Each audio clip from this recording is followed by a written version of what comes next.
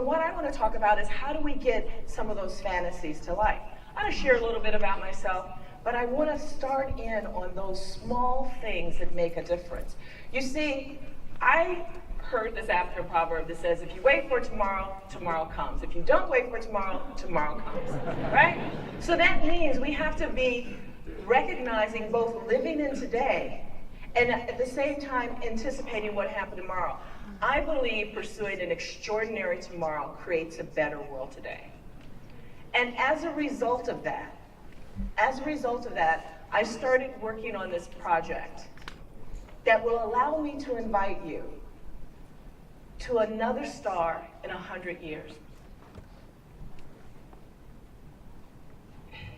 It allows me to think about the kind of work that I want to do and the kind of work that I've been engaged in for years. Now, some people might ask or say that my career in space exploration really began when I got aboard the space shuttle on a warm September afternoon in 1992 at Kennedy Space Flight Center.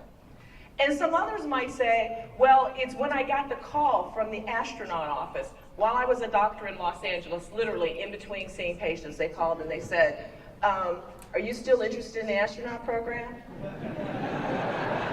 Yeah. But I actually think it began way before then. It began with a very simple act when I was a little girl. It began with looking up at the sky and finally realizing I was going to go there. I assumed I would go into space. I didn't care whether there had been any people up there ever at all or whether or not I would be the first one up there. It didn't matter. And I didn't worry about whether or not there hadn't been any women up in space. Not. I just knew that I had the right and I had the ability to go there. And in fact, let me tell you a little bit, okay? Let me tell you a little bit about me. I grew up during the 1960s. It was really a time that it seemed like our potential was limitless.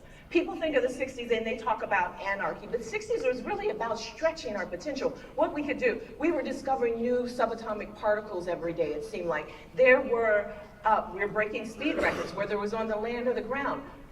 There was the modern day civil rights movement, women's liberation movement, where there was decolonialization all around the country. And as a little girl, you see, I was not quite old enough to be a hippie. I always resented that. But as a little girl, I was buoyed by those things, and I was a part of it. But yes, I played with Barbie dolls, right? And I played with chemistry sets. That ended up me being a chemical engineer when I was in college. And I watched Star Trek, right? Original series Star Trek fine. And I contemplated the infinity and the theory of the Big Bang. Those were all parts of who I was. I remember the riots of 1968 following Martin Luther King's assassination 50 years ago this week. I remember the National Guard marching behind a vacant lot outside my home and being afraid for my father had gone to work that day because there was a shoot-to-kill order. The Democratic National Convention had been held in Chicago that summer as well, which had a lot of uproar and turmoil. But I wanted to dance like Judith Jamison, right? I loved Jerome Robbins, Sid Charisse, Lola Falana. Those were the things I wanted to do. I wanted to be a part of this world. And being a little kid, yes, I continue to love space and dinosaurs because after all, they're about where we are and where we go. And I assumed I would go into space. And so when I went through school and universities and stuff, I kept that in mind. And I made it. These are my proof of pictures. I got to give you some proof of pictures, right?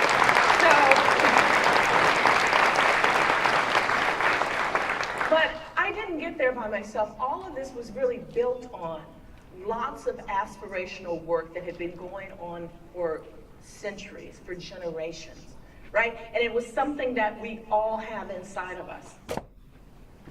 And I was fully committed to space. I wanted to do lots of different things. When I was a little kid, I wanted to do lots of different things. I went to medical school. So I was an engineer first, majoring in African studies, then I went to medical school because I wanted to do biomedical engineering, which was a new field. The space was always there, right? And part of one of these things was, why space? Because people are always asking that question, why space exploration? What does it have to do with us? And in fact, one of my favorite people favorite African leaders was Julius Nyerere, who was the first president of Tanzania, and he said when they were trying to reach the moon, we were trying to reach the village. There's almost this juxtaposition that, you know, space and working for the betterment of the earth are separated, right?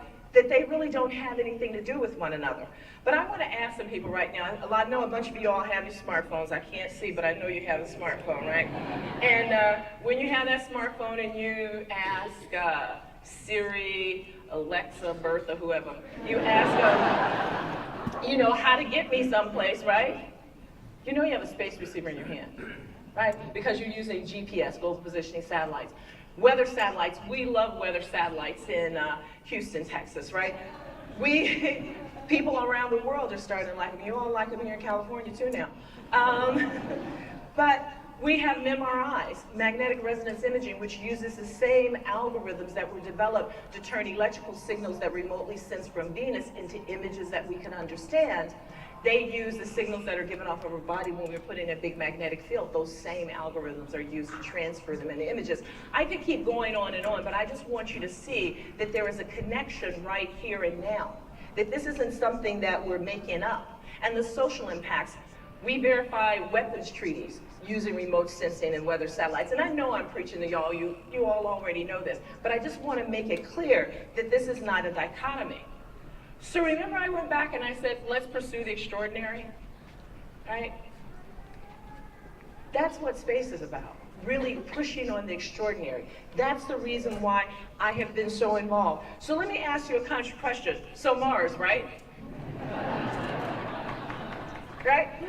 I'm gonna, but is Mars really audacious enough? Let me tell you a secret. I was really irritated that I wasn't on Mars going to Mars when I was in space. I thought, at the least when I was a little girl, that I'd be just going to Mars to work, right? Right, that's the kind of trajectory we were on. But is Mars audacious enough right now? And don't get me wrong, I would go to Mars in a heartbeat, right? But does it push us hard enough? We've been to Mars a number of times. We know its address. We got stuff roving around on it, all kinds of things. There's some engineering challenges, but they're not the kind of challenges that will necessarily be transformational to our world. The kind of challenges that we don't know how to do. That's what was so impressive about what was going on with Moonrock, because we didn't know what to do. So let's try something really difficult. Let's try Interstellar.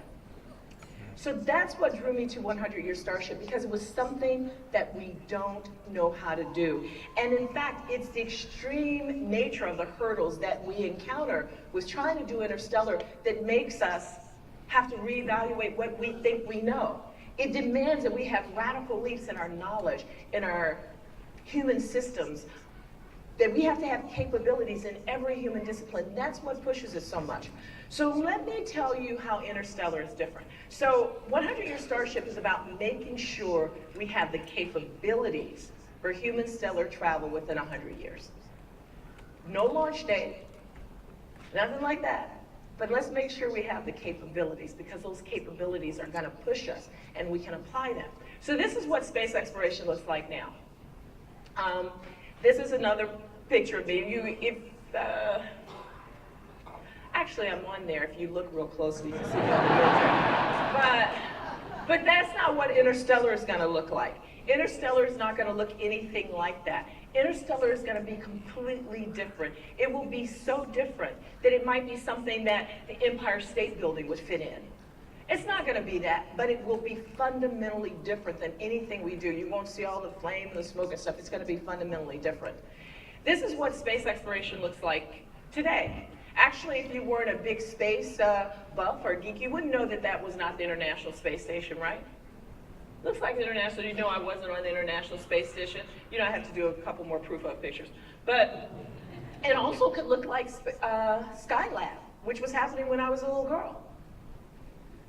That's what space exploration looks like. But that's not what Interstellar is going to look like. Interstellar will be as different from that as being on the bridge of the Enterprise.